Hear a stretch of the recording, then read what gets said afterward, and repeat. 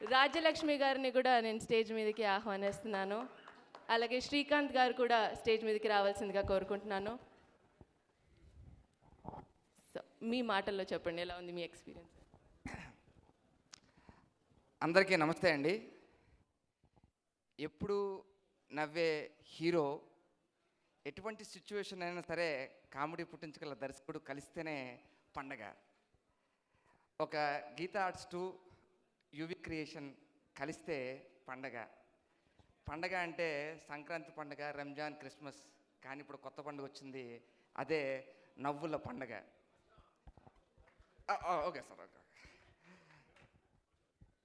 ఇది మారుతి సార్, మా భలే భలే దర్శకుడు, నా దర్శక మహానుభావుడు, పండగ లాంటి దర్శకుడు మారుతి సార్. ఇది 3 హ్యాట్రిక్ సార్. ఇది చాలా చాలా థ్యాంక్స్ సార్. భలే భలే మగాడివేలో ముగ్గు చెప్పించారు.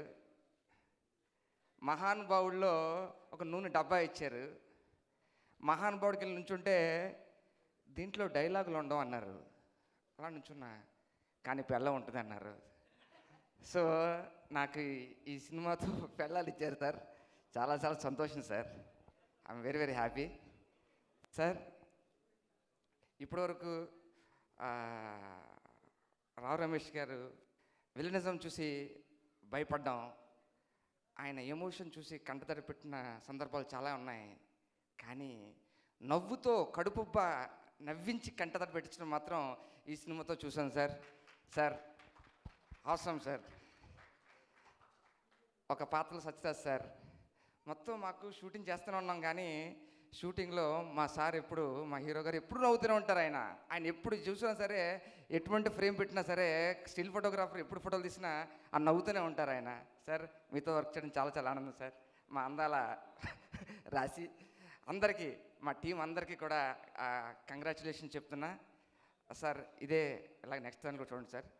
సార్ సుకుమార్ సార్ మొన్నే మాట్లాడితే చిత్తూరు యాస అన్నారు సార్. అందుకే చిత్తూరు యాస కూడా ప్రాక్టీస్ చేసి ఒక వీడియో చేసి మీకు పంపిస్తాను సార్, తప్పకుండా sir. Paduchuri sir, thank you sir. Thank you everyone sir. Thank you every one.